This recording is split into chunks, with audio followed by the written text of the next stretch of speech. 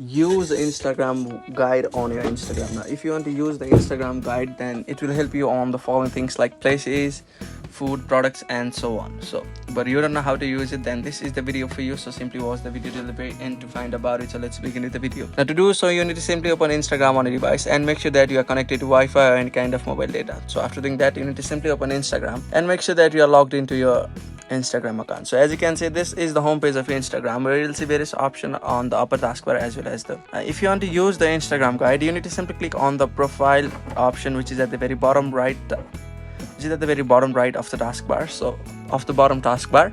So after doing that, at the very top taskbar, at the very top, you'll be able to see the plus icon, which is next to the three straight lines. So click on it, and at the very bottom of the create option, you'll be able to see the guide option. So click on it. Now you need to select the guide type. So if you need the guide for any places, or if you want the Instagram guide to recommend you any places in your city and beyond, then you may click on the option of places. If you want the Instagram guide to recommend you any product or your favorite product, then click on the option of products. And if you want the Instagram to recommend the post you created or saved, then click on the option of the guide, which of the post.